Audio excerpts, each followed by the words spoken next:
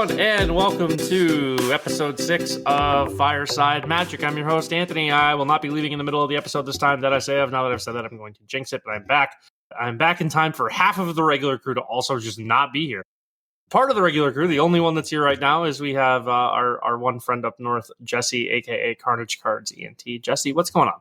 Hey, doing really well. A lot going on. I am preparing for the RC. When you hear this, it'll already have happened. I'll be on the Pro Tour and representing Canada at the World Championships. That's right. So, I'm pretty much a celebrity at this point. That's good. We're happy to hear that. And our normal pinch hitter, Ben and Tyler, unable to join. Well, Ben might pop in at some point. Who knows? Tyler unable to join us tonight. Our normal pinch hitter, you know him from thegathering.gg, you know him from Channel Fireball, TCG Player, wherever you find his stuff. It is Darren, aka Servo Token. Darren, what's up? Hello, I am also glad to be here and also prepping to play Standard. Well, Standard's a hot topic right now. We're a little past it. The Pro Tour was this past weekend. As we're recording this, by the time this airs, it'll be a long memory, faded memory of a distant past. No, it'll be a couple weeks old by the time this airs. But we're recording this the week after the Pro Tour, and it was I thought a pretty good event. Pro Tour was Standard and Draft. It was in Seattle, I believe. Yes, it was in Seattle, in the home of Magic. Yeah, the mainland, right? Yeah, the home turf of Magic itself, which is the coast, held in Seattle. Pretty cool event. I didn't catch any of it Friday. I caught some of it like in the background Saturday, and I was very tuned in on Sunday. Didn't watch as much of it as I normally would like to and normally do, but I do try to make it a point of tuning in as much as I can. Especially for Jesse's going to hate to hear me say this, especially for paper Magic coverage. It's so much more interesting to me to watch. Look, Pro Tour Magic is far superior. I will admit that. I don't think it necessarily needs to be paper. But I watched a ton. I do every single time. And this was probably the most I've ever watched, in a sense, just because I got to see the Friday. Generally, I missed the Friday just because I'm not taking the day off work. But I actually happened to finish work at noon that day. Oh, nice. Which perfectly lined up for me to watch all of Friday.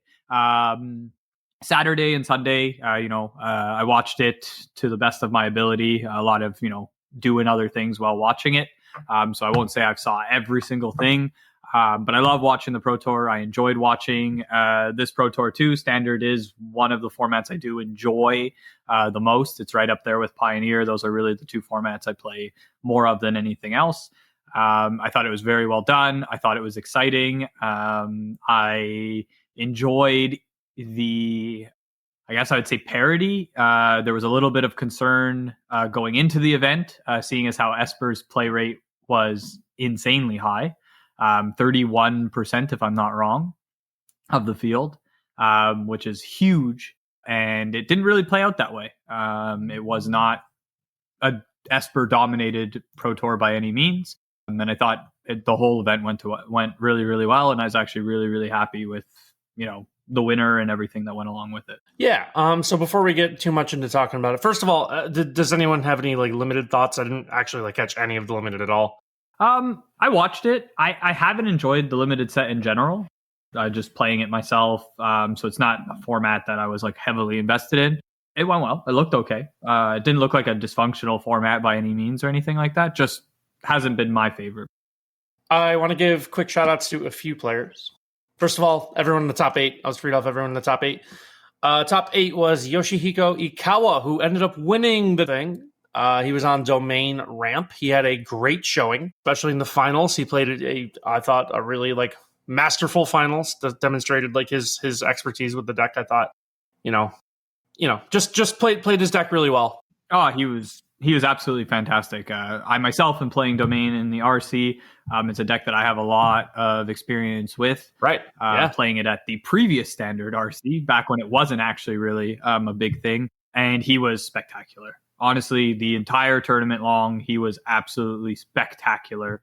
He just played everything right. I can't even criticize anything at any point in time. I'm sure we all do it when we're watching it. We're yelling at the screen going, just do this or just do that. No, you have to do this. I didn't find myself doing that one time. Not saying I'm right when I do that, but I didn't even think that there was better lines or anything that he could do. He was absolutely fantastic and was heavily rewarded for knowing the deck inside and out and understanding every matchup and every sequence he needed, and came away with a win. Super, super happy for him. He's the one who lost in the finals to Autumn Burchett. Oh no, to John Emmanuel. Was it?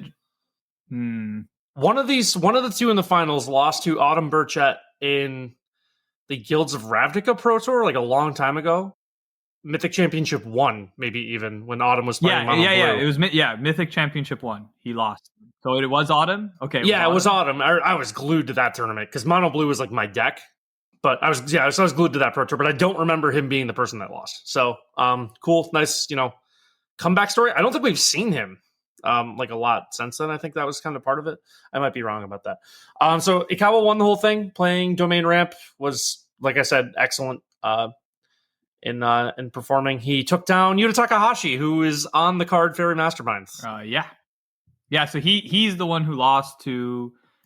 He's the one who beat Jean-Emmanuel Duprat, right? Yes, yeah. So he has his face on Fairy Mastermind, which is a card that was seen a lot in this tournament, except not by him. Ironically, Yuta Takahashi was on Blue-White Control. Also, he played the deck really well too. I think Domain's just kind of a tough matchup, even though like all the broadcasters were saying like he was actually favored slightly. But I don't think Control's like ever favored against Ramp, especially with Cavernous Souls, like in the format, and you can just cast Uncounterable Atraxa. Without Cavernous Souls, I think Blue-White Control's favored like hands down, not even close. Heavily. Honestly, yeah, it's because Field of Ruin, and I think people played into that trap of thinking, well, like they have Field of Ruin, so like Cavern's not a big deal. But if you know the matchup, you just don't play the Cavern. Well, the other thing I thought Ikawa demonstrated masterfully was just not playing Cavern until he absolutely had to. He just held it. You don't have to. Like, you just hold it. It's you only need it one time. Yeah. You don't need it any others. Because the Atraxa finds the second one, typically. So, like, even if you blow it up and then blow up kill the Atraxa, like, the Atraxa's already found second Cavern and second Atraxa, right? So I thought that was, like, his display of skill, I thought. That stood out to me was, like, how like, adamant he was holding Cavern was I thought like a one like level up trick people playing Domain could see from his performance and like take to their own tournaments and stuff. Anyway, Yoshihiko Ikawa and Yuta Takahashi met in the finals. Ikawa beat him 3-1. The only game Yuta won was like the strangest game where one Wandering Emperor token just kind of got there. Like he had one Wandering Emperor token and it just went the distance. Like that in a Restless Anchorage just went the distance, which was hilarious. Arnie Huschenbeth was on Esper Midrange, also in the top 8. Lucas Duchow, also on Esper Midrange in the top 8. So interesting note, Ikawa, Matsura, and Takahashi, Team Japan, all on the same team, all playing different decks, all made the top 8, which is crazy. That doesn't usually happen, that teammates all play different decks and all make the top 8. Japan team had a freaking phenomenal showing. Matsura was on Boros Convoke. Jason Yi was on Four Color Legends, another member of the top 8, and Ray Zhang was also on Four Color Legends. He was the last member of the top 8. Semifinals were Ikawa versus Huschenbeth and Matsura versus Takahashi, and Ikawa beat Takahashi in the finals. So that's the top 8. The other player I want to give a shout out to is Nicole Tipple, who played her first ever Pro Tour, finished 11th, which is nuts. So good for her. She was on Four Color Legends. Cool. Nice, like a nice story of the tournament. I thought was her. Not that I've ever done it. I imagine that's not an easy thing to do. I can only imagine how hard, if someone who's never won an RCQ, I can only imagine how hard it is to finish 11th at first Pro Tour event. Yeah, Anthony, tell us how hard it must be with all your Pro Tour experience. They made a point of that at least a couple times where like she was not the first person to do extremely well in their first Pro Tour, and not even in the last like year. Sure, yeah. It seems to happen a lot. We've been seeing a little bit of that, right? Yeah. Because that's what Jake Beardsley did too, right? Was like won his first Pro Tour. Yeah. Yeah. But I think we've been seeing it more often lately. Which it's still impressive every time it happens. Oh, it's absolutely impressive, but I actually think that it might be an advantage. Because no one knows your play style or anything. Like there's no like scouting report. Also, I think a lot of expectations you take off of yourself. Like I couldn't imagine having expectations.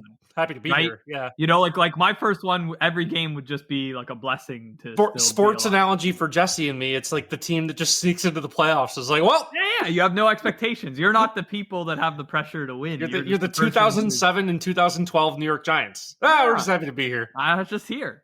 Yeah. Oops, we won the Super Bowl. Maybe. Sorry. Maybe that's a little bit of it. Maybe you just kind of don't have this like massive pressure. Like I can only imagine what it feels like to be the people who are expected to win those, who are expected to be better than the people they're sitting down across. Is the worst? Is it like the Delta curve of like the people who are at their first time? So like Nicole Tipple and Reed Duke are at the same end of like the bell curve, and then like the middle ground is like nerves is like the people who are like at their 6th Pro Tour where they're like, oh, I want to win this one. And Reed Duke's like, I'm just Liliana's and I don't, whatever.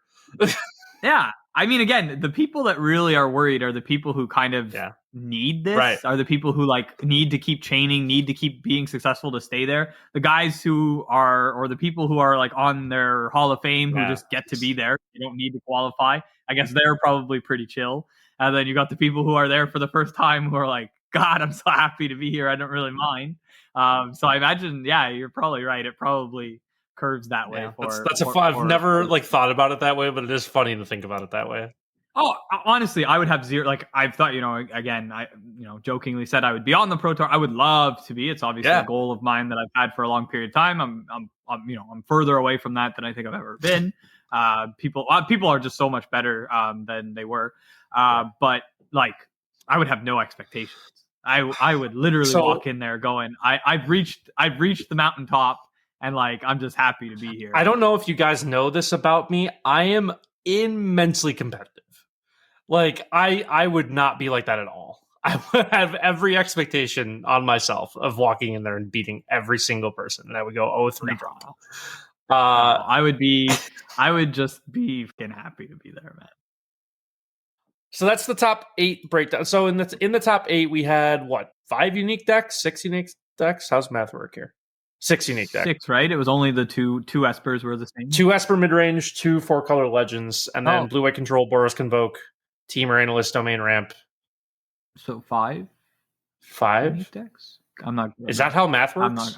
You're looking at it. Just count. Domain Ramp, Teamer Analyst, Esper midrange, Boros Convoke, 4-color legends, Azorius Control. 6 unique decks. That's how math works. All right. All right.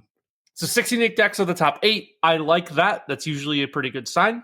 Not top 8 sample sizes are weird. I think like top 32s kind of give you more of a breakdown of exactly how balanced it is. But I do like to see a top 8 that has like, I don't like to see like 4 of the same deck like all in the top 8. That's never something I usually like to see. Like this is pretty interesting. Some of these decks like play somewhat similarly.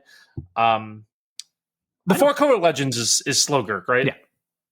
Okay. I don't think any of them play similarly. Yeah, they don't. I rescind what I said. That was me clicking that 4-color legends was Slogurk. Yeah. And realizing that's not at all, does not play at all like Esper midrange. Completely different thing. Similar end goal for a lot of these, like Analyst and Ramp are both like. Well, I mean, they all try to win. Yeah, they all try to win the game, but like Analyst and Ramp like kind of try to put as many lands onto the table as possible and like do something with that. But the way they go about it is different. All these decks actually do play quite differently, which is another good spectacle for people watching. Like you're not seeing repetitive gameplay. You're seeing a lot of varying strategies, a lot of ways of trying to achieve that common goal of winning the game. What's everyone's favorite deck here? Let's start with that. Like ever? In this top 8. in this top 8. Yeah. Like ever? Just everyone's favorite deck from this top 8. Do we have a favorite, strong favorites? My favorite deck in the tournament is not in the top 8. But if I had to pick, it's a variation of the one that's in the top 8, kind of, right? I guess, yeah. I was very, very impressed with the Jund Analyst deck versus the Teamer Analyst deck. The Jund Analyst deck is something I'll talk about a little bit more, but in the top 8 would definitely be Domain. I like Domain a lot. I think that the deck is just a blast to play. I am a blue-white control fan. I wanted you to win. I kind of knew he wasn't going to. As someone who's been on the control v ramp side on the wrong side, a fair amount of time. I kind of knew how that one was going to go. Even though all the commentators were like, "Oh yeah," like I just this is not a shot at Corey Bowmeister if you're listening, Corey Bowmeister, but I vividly remember Corey Bowmeister being like, "I think it's like 55 in favor of Blue Eye Controls." I don't think that's right. Wow, you think he's listening? Yeah, I mean, yeah. If he right. is, yeah, just covering all our bases. All right. Darren, do you have a favorite deck here? I'm a big fan of the Teamer Analyst deck and just how it plays. I like its lines. I like that it doesn't do what you would expect a normal standard deck to do. It's very weird. It's both a lands deck and a combo deck, which are things we don't see either of those in standard very often. So I really appreciate that. But I have to say that I am an Esper midrange fan. I know it's kind of the bad guy right now, but like that's just what I really enjoy doing in Magic is playing those colors, playing the mid-range strategy. Yeah, those are my 3 favorite colors, and that is my favorite strategy.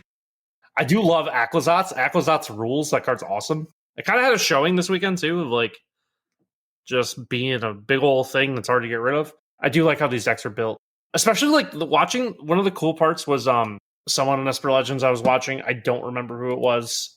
It might have been Arnie. I think it was Arnie.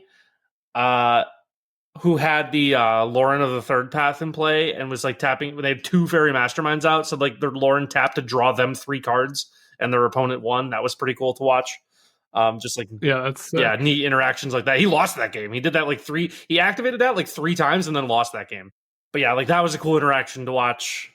Virtual Loyalty, one of the cards of the weekend, I think. The card that like just consistently just won games. Like just won games really pretty quickly, honestly. Like just it added like I remember watching. I don't remember. I say I remember watching as I forget what I was watching, but I remember a game where like someone.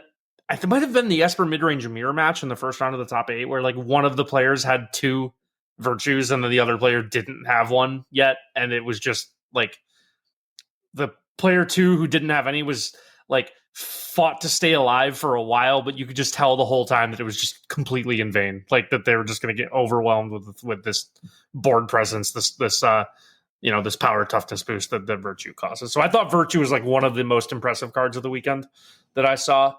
With Fairy Mastermind, I thought that was really impressive. World Soul's Rage is nuts. So that was like another one I thought like big standout card. What from Outlaws really stood out? 3 Steps Ahead I thought was really good every time I saw it cast. I will say that. Yeah, 3 Steps Ahead seems to be like one of the better cards.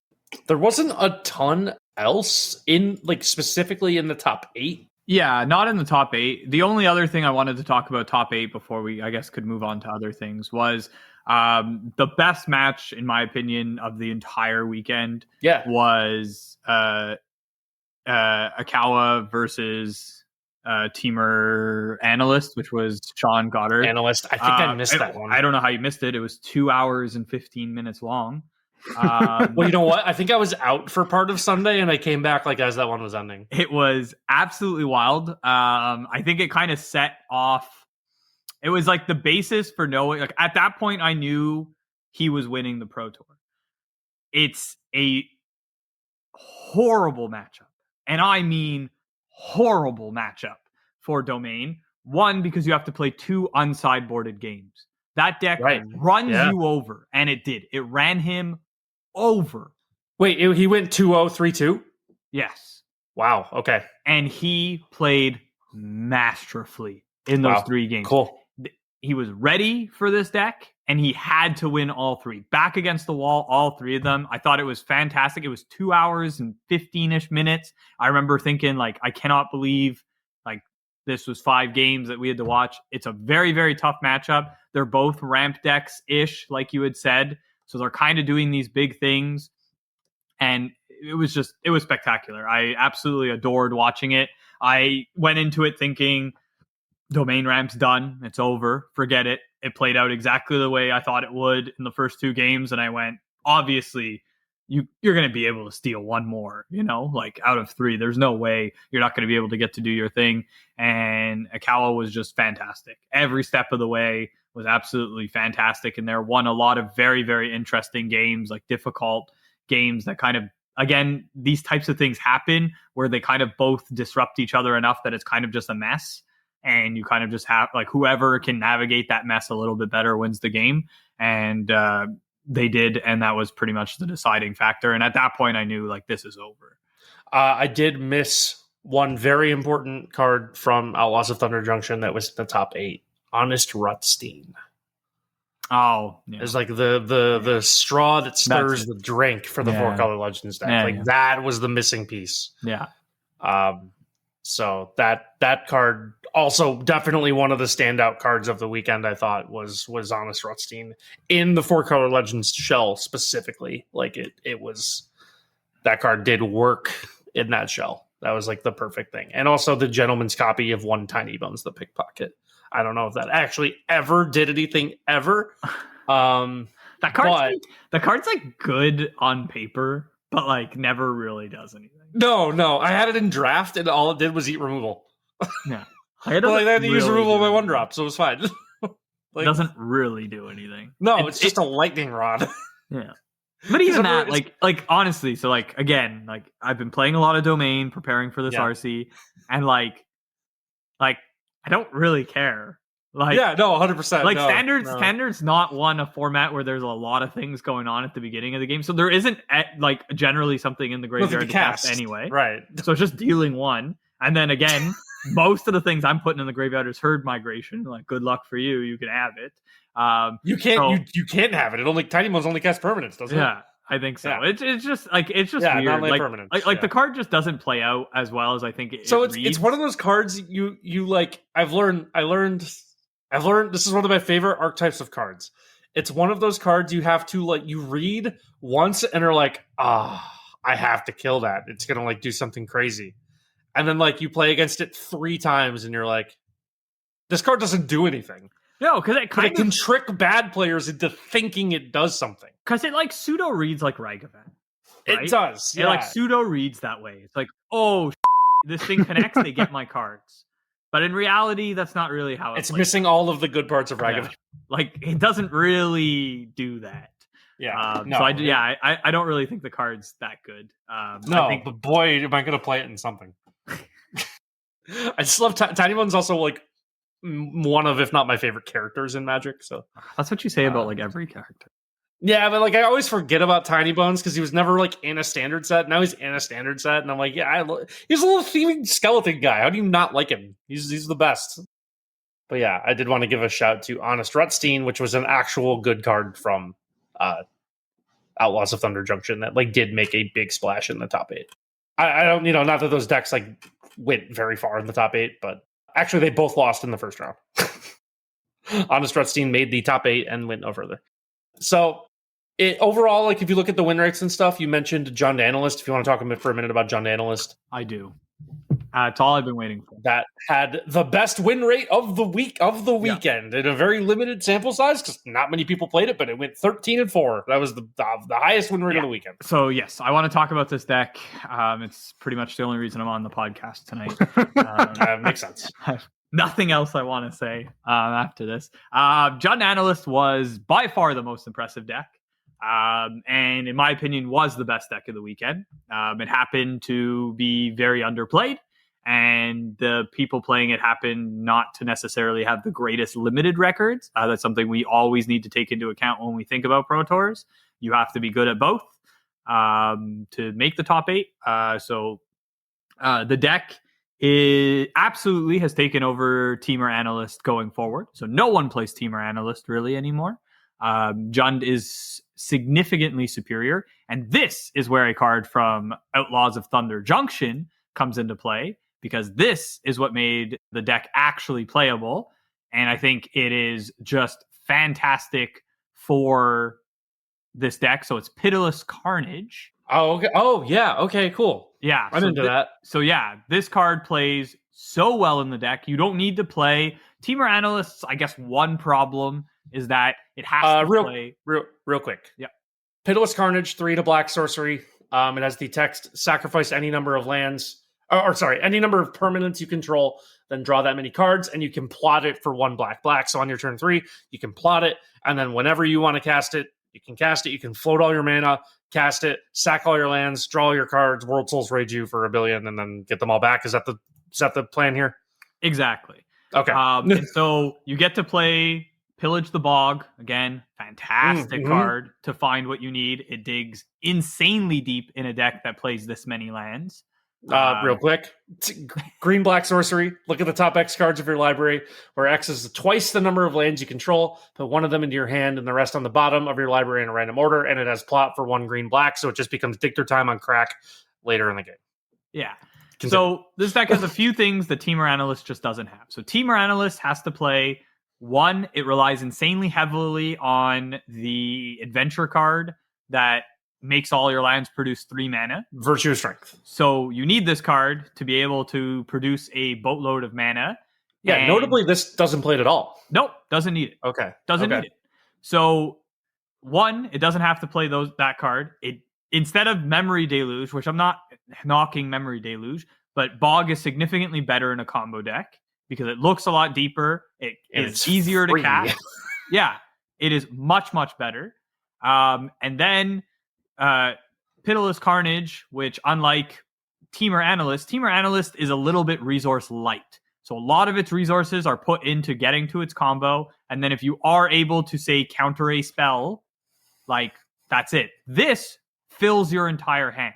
This is crazy. You can put the combo back into your hand afterwards if they interrupt you. You can produce so much mana that you don't need the Virtue of Strength, because you can literally just loop your lands back and back and back. So if you have like 5 lands, you are technically capable of like producing more mana by tapping 4, bringing them back. Now you have more mana, right? So it's really, really impressive the way that this deck plays. If they cast a Carnage, they win. There isn't a way out afterwards.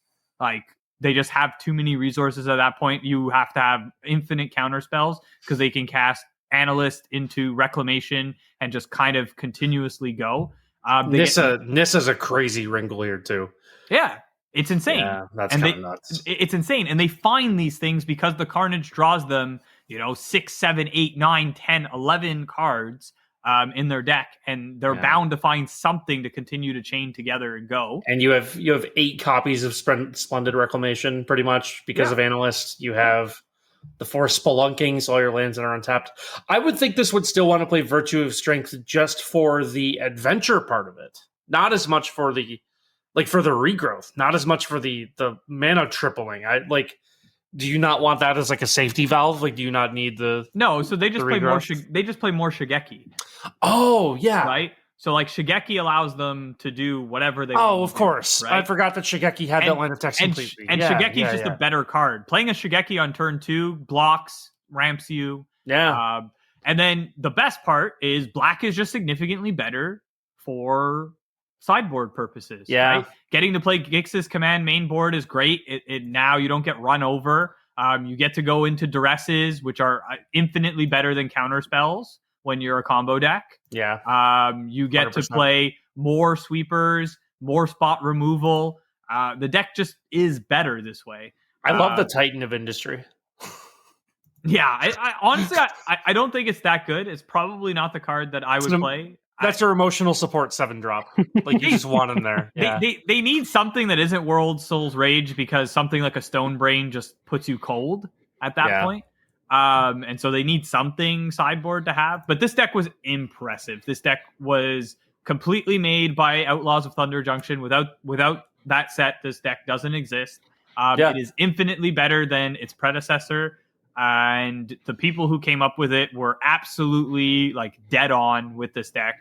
I played against it a few. Like I said, it's pretty much the only thing you see now, analyst wise. It's very, very impressive. It's what I would be playing at the RC if I could put this together. I did not have any confidence that I'd be able to acquire everything I needed in this short amount of time.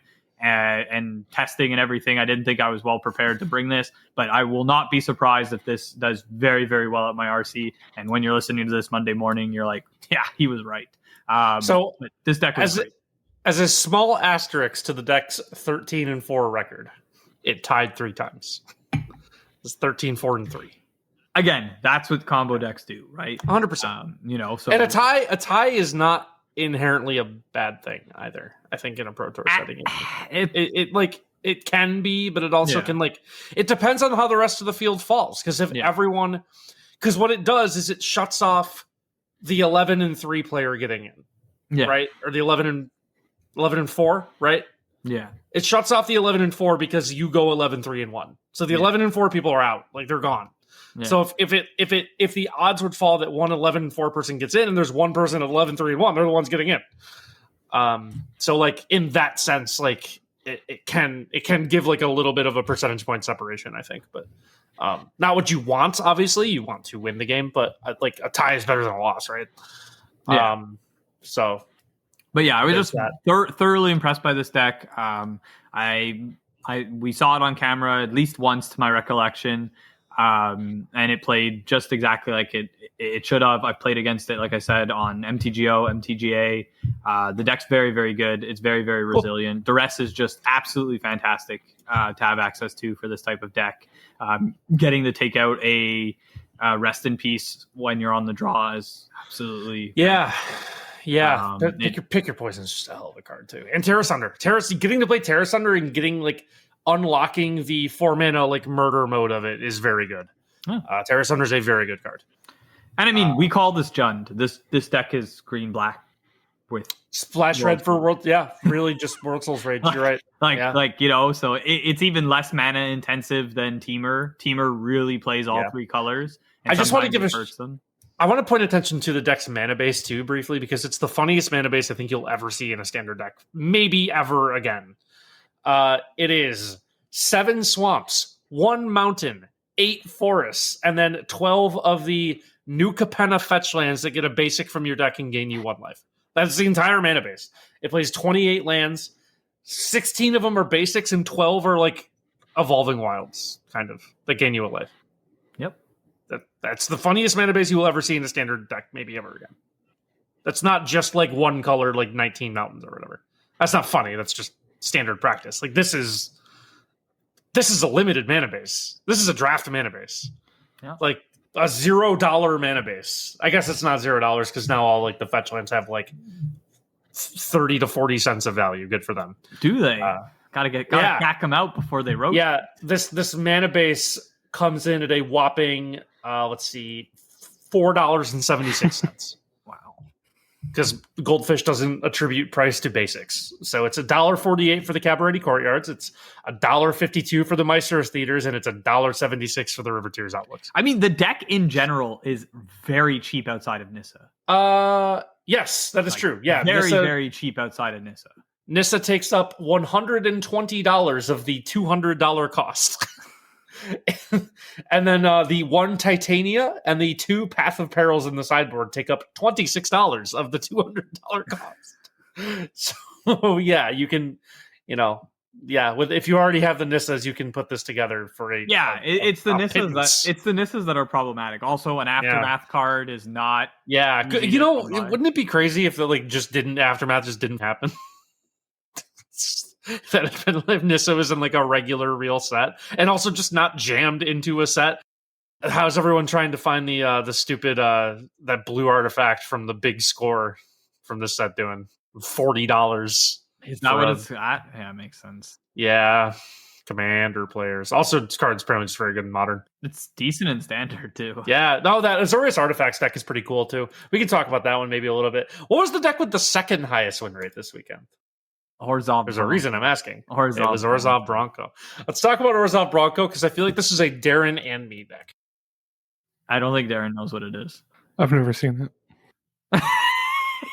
Okay. I can just tell by his face. So it was piloted by Kevin Anktel, who piloted it to a 6-3 and 1 record. There was another player on it. Orzhov Bronco. There's another player. What's that? Awesome. Oh, okay. Anktel was the one who made Anktel was the one who I saw on camera. There was 2 players, and they are Canadians. Oh, this is the most Canadian brew of all time. Yeah, it's made in Canada. This is the most Canadian brew of all time. Yeah, now that I know that, it makes 10 times more sense. This is a $500 deck, 300 of which is for 4 Shieldreds. Whoops. Caustic Bronco is an Orzhov mid-range deck that's also a combo deck. Orzhov Bronco plays the card Caustic Bronco, which I described to my friends as Horse Bob, and they knew what I was talking about. What's Caustic Bronco? Oh, it's Horse Bob. Oh, yeah, okay, I remember that card. Caustic Bronco is 1 in a black for a creature Snake Horse Mount. Mount is a new creature type. Whenever Caustic Bronco attacks, reveal the top card of your library and put it into your hand. You lose life equal to that card's mana value. If that text sounds familiar, that's where the Bob comes in. It's a little bit of a Dark Confidant impression. Here's the difference. If Caustic Bronco isn't saddled, is why when you lose a life. Otherwise, each opponent loses that much life, and it saddles for 3, which is basically crewing. There might be a difference. I'm not going to explain it. You're basically crewing it. It's crewing, but it's a creature. Unlocks an extra ability. So Caustic Bronco is the key of the deck. It when it attacks regularly, it does a Dark Confidant impression, draws you a card. You can put it in your hand. Is this a May?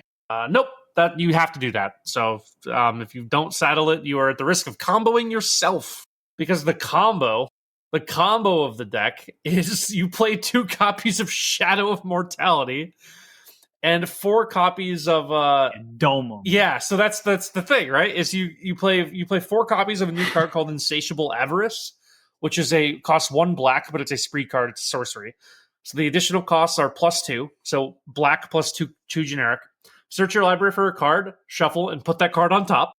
And then it also has black. Target player draws 3 cards and loses 3 life. So you can play black, draw 3 cards and lose 3 life. You can play black, 2 colorless, put a card on top of your deck. Or you can play black, 2 colorless to put a card on top of your deck and then draw 3 cards and lose 3 life. That's the intended design of Spree. Love Spree as a mechanic. Amazing mechanic. The point of this is that you can just play this for the Vampiric Tutor mode, I think is the card. So the point of this is, I guess you can Insatiable Avarice, Shadow of Mortality to the top of your deck, saddle your Caustic Bronco with creatures of 3 or more power, and then dome your opponent for 15.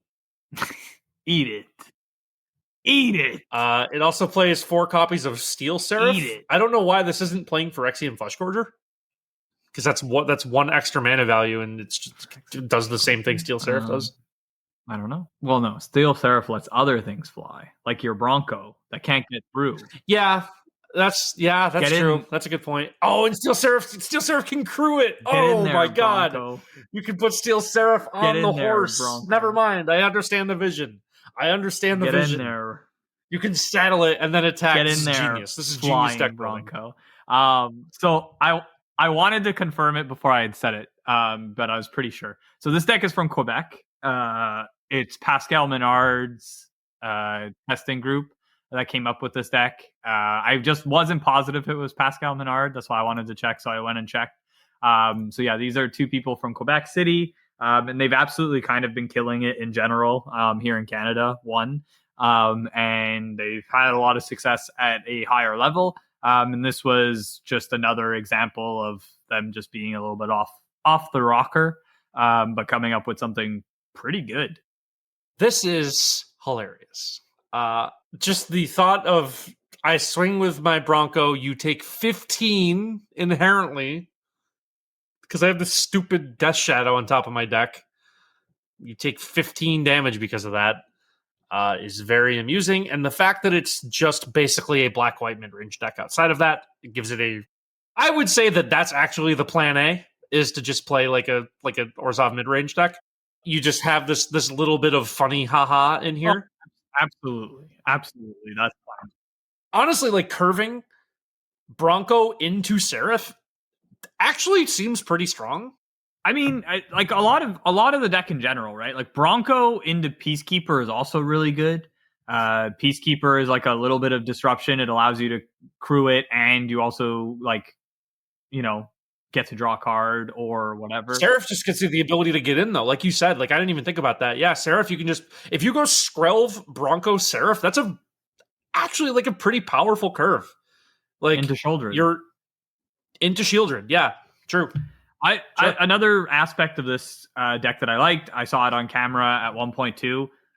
Shieldred plus them draw 3 cards, lose 3 cards is 9 damage. Dome you. That's true.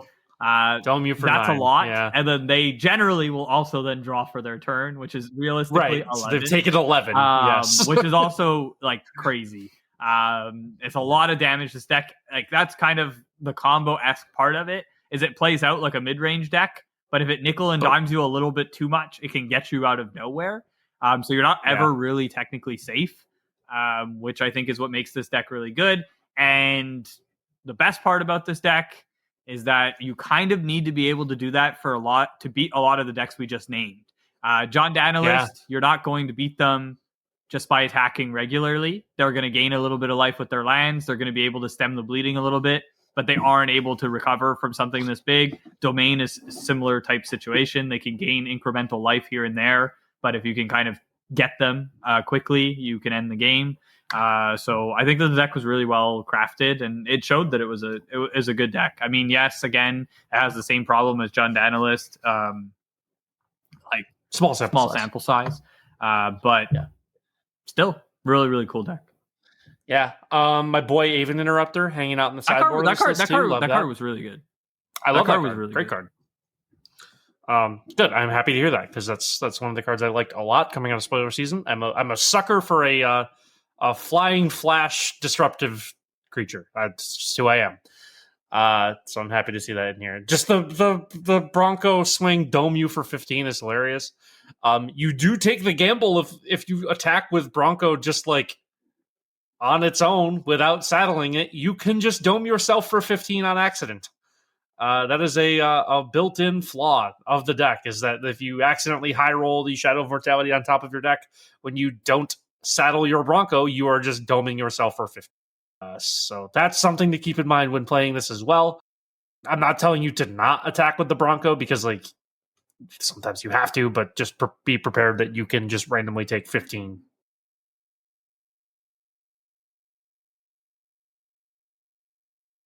Darren, do you like this deck? No. Really? I don't like most decks where you can accidentally kill yourself. And yeah, that's not my favorite part of this either. It just plays a lot of cards. I like a lot of the cards in here, but I don't know. I think I'm past the phase of my Magic career where I like doing cute things. A lot of this deck just seems very impractical. I think yes and no. Like I said, I think Bronco into Seraph is like a legitimate thing. Like you are just getting in with the Bronco. That's saddled. You're drawing a card. Your opponent's taking whatever damage. You're drawing this card for free. Like this Bronco's just getting in. You're giving it flying. It's getting in because you have the Seraph, right? So I think like I like it's cute, but like that's a good curve even without the combo piece. Like you're just getting a card back. You're drawing a card. If you happen to spike even like an Anointed Peacekeeper or whatever, your opponent's just taking 3. I mean, sure, but then you tap your 3-drop and die on the crackback because your opponent resolved a Rafine and it is attacking for like 19. I mean, this is all situationally, of course. This is all situationally, naturally. But yeah, sure. If you want to say that, you can. But then, I mean, yeah, that's just like why I don't like the deck. Yeah, but, because it's not always. So you crack back with Rafine, right? And I take 19, and then I go untap. I have my Seraph. I play Insatiable Avarice, put Shadow of Mortality on top of my deck, and then you die. That could just happen too. Like if you're not killing me, then I could just kill you because I have a combo built in. It's not great. It's not an amazing combo, but it's a combo. I don't know. It doesn't appeal to me. But I do have a question for the people in here who actually play Standard. Which is just Jesse. Yes. Why don't decks play 4-ofs? Every Standard deck I've looked at plays like random 3s and 2s of like most of their cards, including this one. This was Jesse's complaint about Modern for a while. No. Yeah. No. You're off base. You're looking at all the crazy decks. I'm looking at literally decks from the Pro Tour. look at Domain, for example. That deck is 4 Stompers, 4 Beans, 4 Leylines, 4 1 Imidane's Recruiter, 3 Atraxa, 1 Glimpse the Core. This is the deck that won, by the way. Okay. That Imidane's Recruiter showed out, though. Imidane's Recruiter is a terrible card in the deck, except for when you need it. So you only need 1. You only need 1 because it's terrible in multiples. It's literally in there so that you can kill in like a combo-esque fashion. You can play you need 10 mana, Herd Migration, and that's it. Game's over. Atraxa 4 is crazy. 4 is just a little bit too much.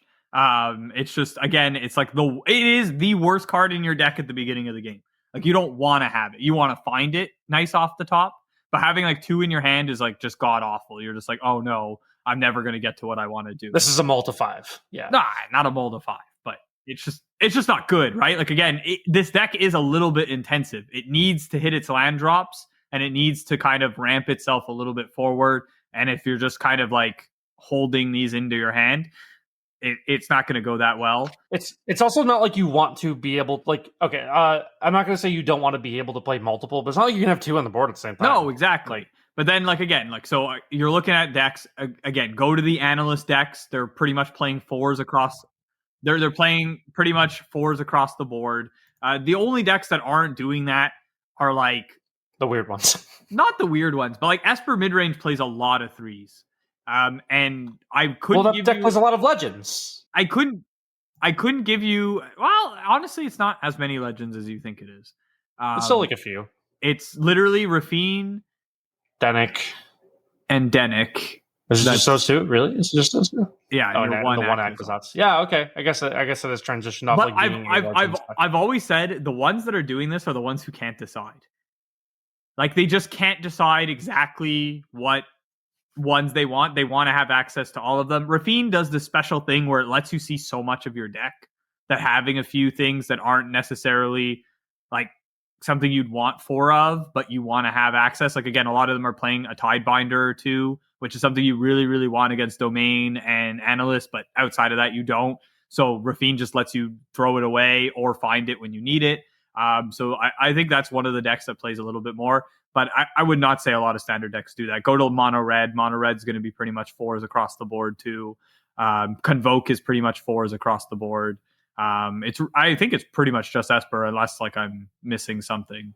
This Bronco deck does not play a lot of 4-ofs, but that's like a tradition. That's a classic mid-range thing to just play a bunch of random 2s and 3s. I don't know. I've been looking through standard decks basically all day today for like 6-ish hours, and that's just something that I noticed, is that like it seems as though people are still either trying to experiment with cards or don't quite fully understand what their decks do, because like this new set's only been out for a few weeks. They probably are still trying to experiment with cards. No, that's just standard in general. Yeah, that's. I don't think people really understand standard.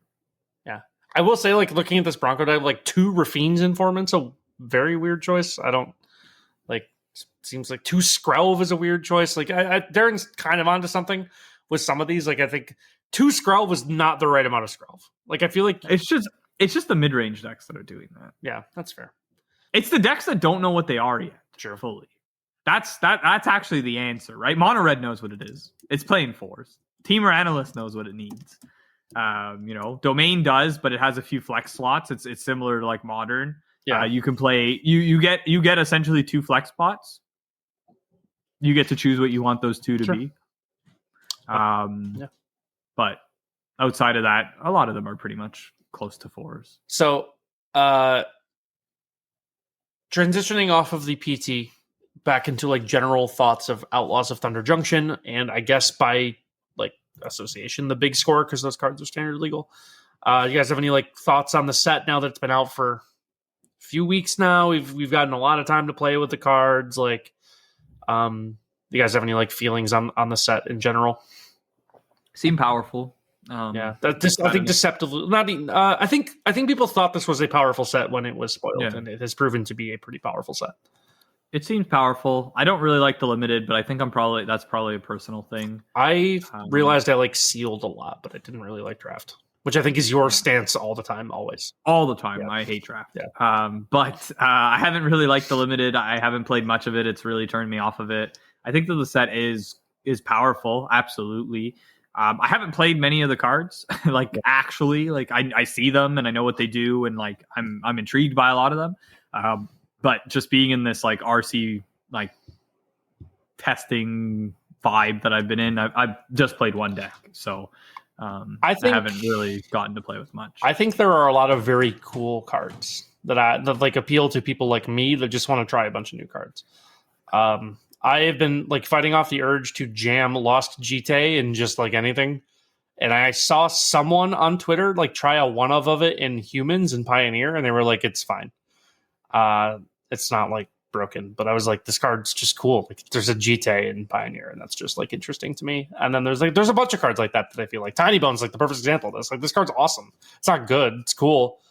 But like on top of like all like the cards for people like me who like to brew a lot and like try new stuff, like there are just like a lot of like inherently powerful cards. Like Slickshot Show Off's like dominating every single format it's in. I think that's going to slow down, but Jesse's shaking his head. What do you Slickshot Show Off thoughts? It's just good. It is good. God, that thing can kill. Yeah, that thing can kill. It can. God, you know how many times I feel like I'm safe and I'm not. Yeah, I'm just dead. It's horrible. I do think people have like gone a little too far. Like people were trying it in Phoenix, and I was like, I don't think that's right. I don't think that you want to try that in Phoenix. The card can kill. Yeah, it can. It does kill fast. Plotted is really good. Plot's a good mechanic. Plot is a pretty powerful mechanic. That's not like, I don't know. It's not like broken. I don't want to call it broken. It's powerful. It's I don't even really want to call it situational, but you kind of got to know when to do it. It's a thing that's gonna like be fun to play around with and see where people like land. Like you're never gonna get like a dedicated plot deck. That's just not gonna happen. No. But like, the cards are very, very powerful. The cards with plot that are good are good. The fact that you can't, again, it's the same argument Fortell had, except Fortell had a cost to bring it back, what made it worse. Right. But it's that I can't get them once they're there. You can't thought seize them. Right. You can't bat them. You can't do anything. So those cards, and they're tough with counterspells because like my mana, they're free, right? So I can't normalize you, and if I 3 steps ahead, whatever you plotted, I am tapped out, and you can do anything you want. They're very good, very, very good. Yeah, that is powerful. That is definitely powerful. You are like, this isn't really like an argument against it. You are giving away information. You are telling your opponent this is coming. This is happening. Like, watch out. Yeah, but then that also informs them in a weird way, right? Like, yeah. Like I've seen multiple people turn to plot Slick Shot and then cast it like 4 turns later. Like every single turn. But it tells your opponent you have to keep mana up. Every single turn, I have to keep my mana up. I have to, because that is going to kill me. And that also, like, very much so morphs the game in like a weird way. You know, again. Well, isn't that just how competitive Magic works anyway? Like, your opponent probably knows the cards that are in your deck and will be playing around them. What's the difference in whether or not they can see them? So, again, I'm going to strictly speak from a domain perspective because that's what I've really been playing. Turn 2, they plot the Slick Shot. Now it's my turn 3. I can't play my Stomper if I have my Binding. So now I'm off my curve because they're going to be able to play it and have 3 mana open, which means they can kill me straight up. If they were just playing it for 2 mana, they would only be able to cast 1 spell, and I'd be able to say, no matter what that spell is, I can survive. So I'm going to, push my mana advantage forward and then remove it the next turn.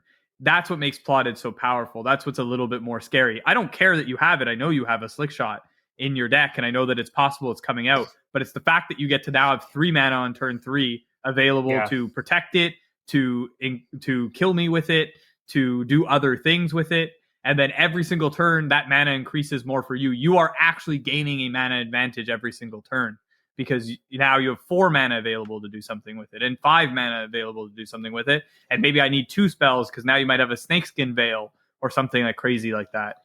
So it just kind of morphs the gameplay a little bit worse for that aspect of it. And I think it matters more for Slick Shot than anything. I think when you think about a card like Pitiless Carnage, it doesn't really matter that it's plotted or not. It's the same fear I have the entire game that they're just going to cast it. I don't think it matters that it's plotted or not plotted, because it's just kind of doing something so big and so further. But the slick shot, slick shot is like I have to do something right now, or I'm going to. It's because they need the mana. Having more open mana for them allows them to do crazy things. Again, it's very, very simple for them to be able to go slick shot, Kumano, deal 2 damage to your face, and Reckless Rage. Is that what it's called? What's the fucking thing called? Monstrous Rage. And I'm dead. That's it. That's it. Yeah. It's over. The game's over. And that's a very plausible thing for them to have. That's not even the best case scenario. You've taken 1 off Kumano, 2, 3, 4, 5, 6, 7, 8, 9, 10, 11. And that on turn 3, right? I think my math's right there. Yeah, it's 3. It's 3 from 5, 6. The thing pumps 3 times, which is 7. That's 13. Plus 1 more on Monstrous Rage when the turn comes in, so it's 14. I missed the +2 from Play with Fire, I think, is where I mathed wrong. 14 on turn 3. That's Greasefang. Yeah. Right? Yeah. And that morphs the game. It's, everything else after that pretty much kills me. And it's a must-answer threat. So I think that's what makes Slickshot really, really powerful. I'm not sure if that's necessarily the case for every plotted card, but it's just a slight difference. I don't care that you have it. I care that I know that now it's free. Can I make a weird comparison? Sure. If you guys will bear with me for a second. No. Okay. It's sort of like why I felt like Deduce was better than Quick Study, because 2 and 2 is better than 3. 2 that you can do now and then 2 that you can do later is better than 3 up front. Anthony, I feel like you're just now making stuff up. No, so that's just random math. I don't know what either of those cards do. Deduce is the draw a card, investigate. Okay. Deduce is 2 mana, draw a card, investigate. Quick Studies 3 mana, draw 2 cards. That's it. Like, you are investing 2 mana with the option of then having something to do later, I guess, is the point. Just from a game design perspective, any advantage in resources, whether it be cards in hand, mana spent, or mana availability, will put you ahead, especially if it's something countable. That's why we frequently tell new players to tap out every turn instead of playing your... Yeah, that's a good way of putting it. Yes. Yeah, instead of playing your 2 mana card on turn 4, you should be playing 4 mana worth of stuff, because you're creating a mana advantage that way. That's why plot is good. It takes turn 2 off. It puts a down payment. Your turn 2 is a down payment for a wild turn 3 with Slick Shot. Is basically the crux of this. That's what mana efficiency is what I was getting at with the Deduce point, I guess, is it gives you spent your mana now and you have something to do later, instead of holding out 1 extra turn, and getting to play a card a turn later, I guess, is the point I was trying to make. It was specifically said that the information of plotting face up makes plot worse, and I don't think that that's the case, is what I was trying to say. I think it can. I'd rather know for sure that they have it, I guess. I mean, sure, but any competent opponent will know the cards that are in your deck before you even sit down, right? But will be playing around them regardless of whether you've shown them or not. So think about every time you've played against Greasefang and they've shocked in. I refuse to think about Greasefang. And they've shocked in Godless Shrine on turn 2, and they had an untapped Blooming Marsh, and then they pass. You know they have Grizzly Salvage. You know they have it. You don't know what they're going to hit with it. When they go shock in a land or whatever, play my mountain, plot Slick Shot, you know it's there. You can spend your whole turn going, okay, that's 100% with certainty there. It's the difference between when Greasefang Rafine's Informants of Parhelion or... Yeah, but again, they don't have to do No, they don't. And that's what makes it really, really great. It levels out to the same thing, right? I think that's probably right. Yeah, I think that if it was face down, it comes out to the same situation. Yeah, because it would be the only plot card in the deck. You would know what it is. Yeah, now, don't get me wrong. I wonder if that's a Behold the Multi. No, it's not. For what it's worth, if, there was a bunch of plot cards or a plot deck, fine, whatever. Face down, I guess, means nothing. But generally, it's the only one you got. Yeah. I know what it is. You can put it face up, you can put it face down. I don't care. It's not necessary. Yeah, I it's mean, gonna- right? It's going to smack me in the face. As either way, Servo's right? saying, Yeah. most of us know from the first land our opponent plays what the hell's going on. We're like, all right, here we go. I know what they're doing. So it's not necessarily the information that matters. It's the fact that I can't touch it. And that's what makes it more difficult. And the fact that like I know that it's there for sure. And now I have to change how I'm playing. That makes it more powerful. And again, it's an aggressive threat. I think if we were just talking about a ledger shredder, I wouldn't care.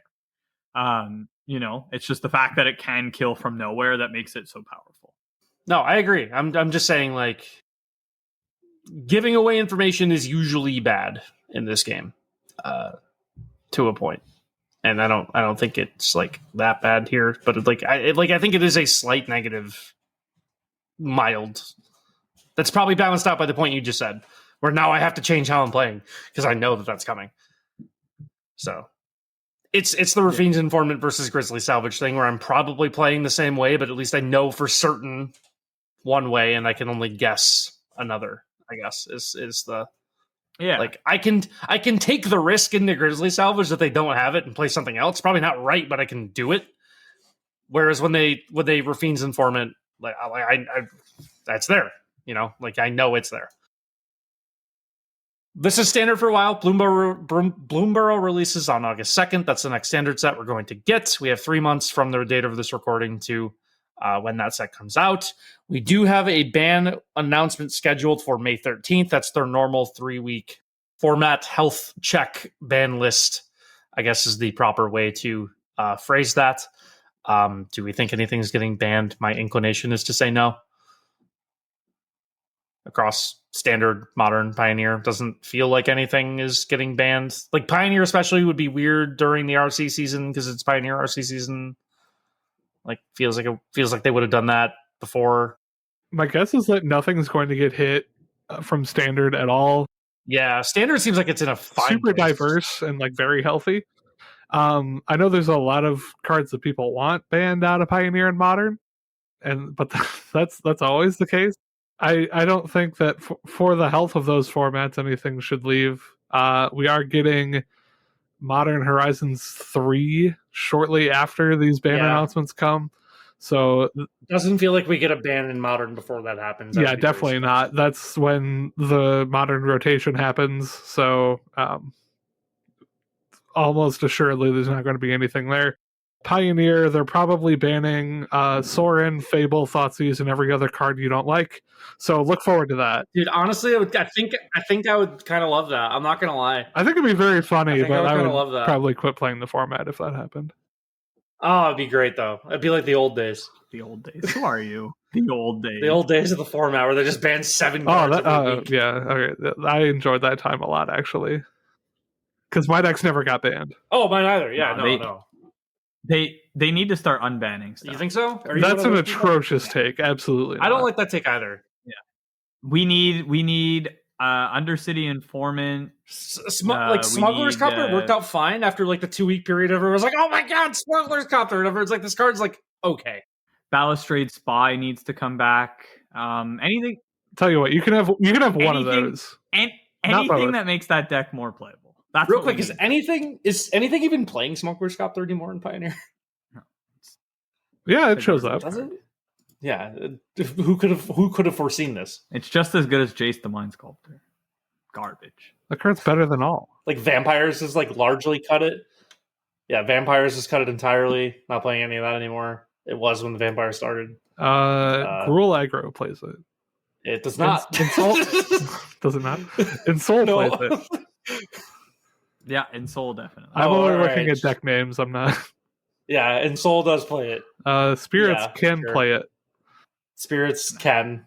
It doesn't always, but it can. It's a bad card, just like Jason Mind Sculptor. It's not. There was that 2-week period where everyone's like, I can't believe they unbanned this. This is crazy. Watch me jam it in every single deck. And it's like, that's what happens when they unban everything. I know. Bloodbraid Elf went up to like fucking $10 a pop and then went all the way back down. Yeah, true. Because we have people we have people like you, Anthony, who are dying for the old days. Bring me back, baby. I was the one that said that Smuggler's Copter wasn't even going to be good.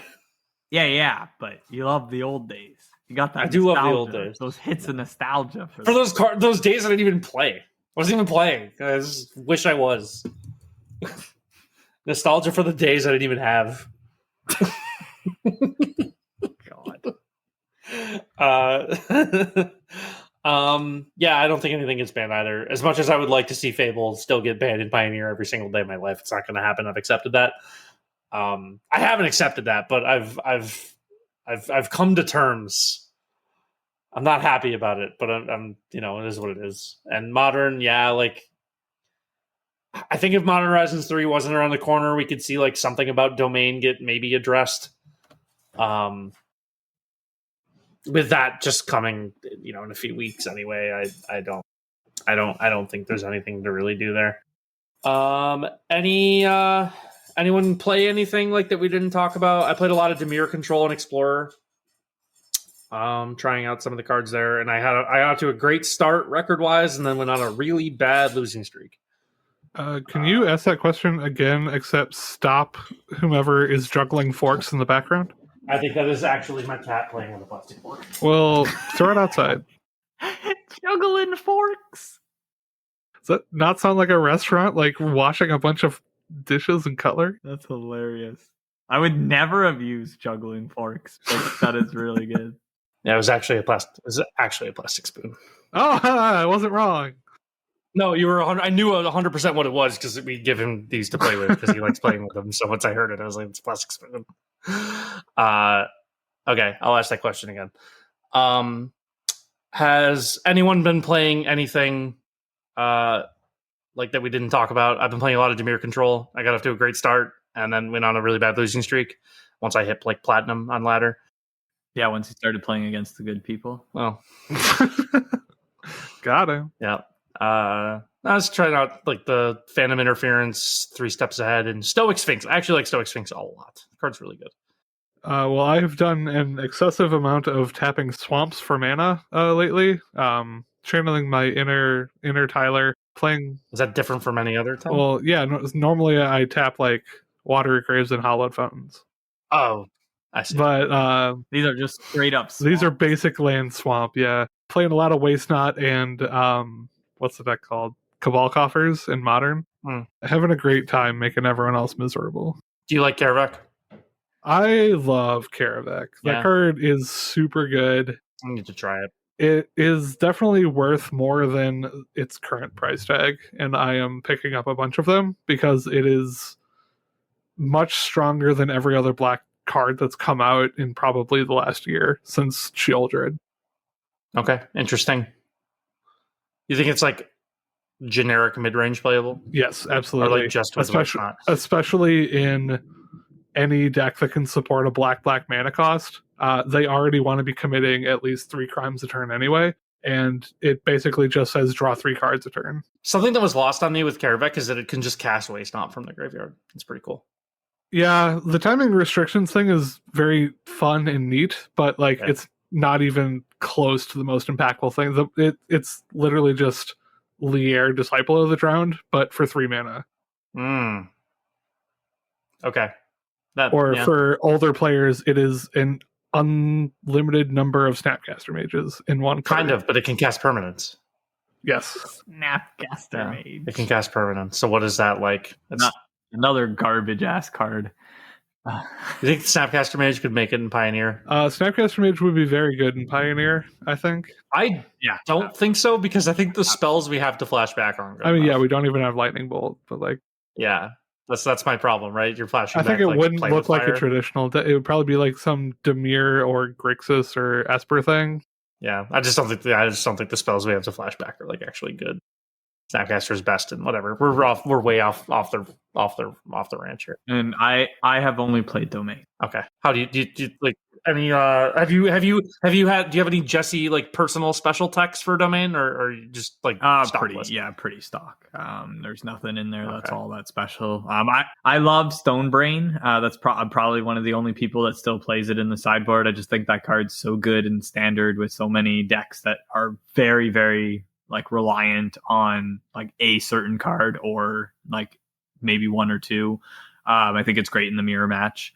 I think that if you take out their Atraxas, you just win every time. I have a great record against the mirror. I've played 61 games of Domain since Sunday. Jesus, that's a lot. Yeah. So I think I am very prepared for it. I had to cram a lot in, and that's all I've done. Well, by the time this airs, we'll know how you did, right? I already told everybody. He's already famous. He made worlds. I'm already. I real quick want to say that there's a bunch of Modern Horizons 3 stuff that got We'll do an episode. Released. We'll do an episode. Yeah, I don't want to talk. We're not going to talk about any of the cards. I want to acknowledge that we know that there are a bunch of Modern Horizons 3 things that were at first leaked, and then Wizards of the Coast just said, "Yeah, we're just going to show you a bunch of them because they leaked. Here they are." So we saw a bunch of them. There's some pretty cool stuff. Darren and I are both hyped about the biological son of Blood Moon and Winter Orb. Oh, I'm going to play so many of those. So good. I love basic lands and I love prison cards. I love prison cards. I don't love basic lands. I do love prison cards. So yeah, I know Darren and I are both excited for Winter Moon, right? It's just what it's called. Winter Moon. I'll briefly explain what that one does. It's 2 colorless, and it says each player can untap 1 basic land during their upkeep, right?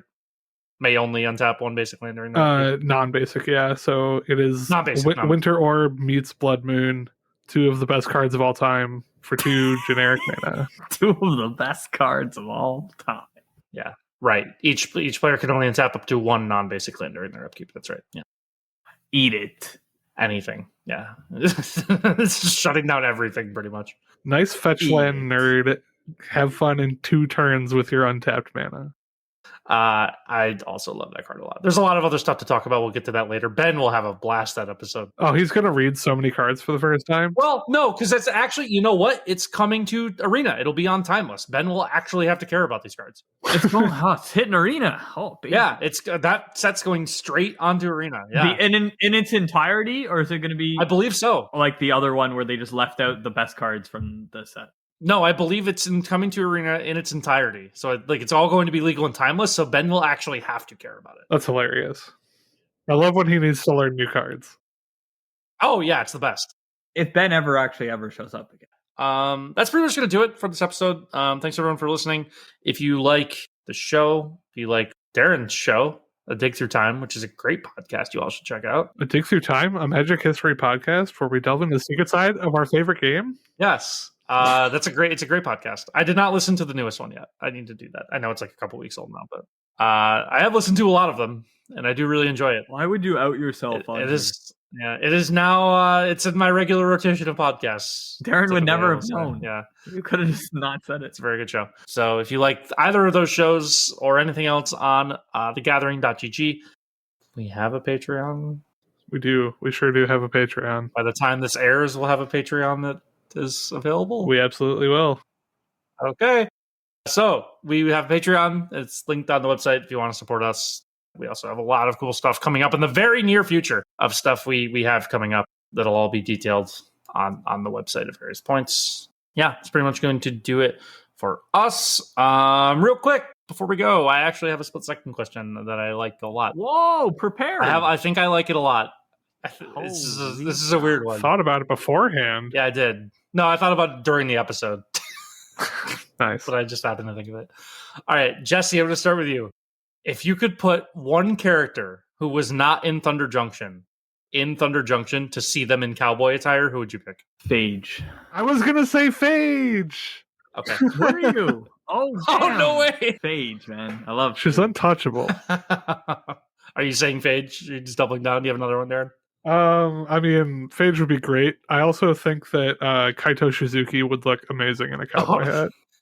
Be wild. Your guys are going to know my answer. It's going to be Ragavan. He needs a hat. That's pretty good. And a cowboy hat would be the best thing ever. And him and Tiny Bones would just get along, having thieving little adventures as tiny little guys. That's the spin-off comic I want, is just Ragavan and Tiny Bones. So we're around stealing stuff. All right, that's going to do it. We'll see you again in 2 weeks for Modern Horizons 3 spoilers and more talk about Outlaws of Thunder Junction. And a ban list, actually, will have been announced and we'll talk about that too, which is probably going to be nothing, but we'll still talk about it. Until then, thank you everyone for listening. We will be back in 2 weeks. Stay safe, stay healthy. Take care, everyone. Goodbye. Goodbye. Bye.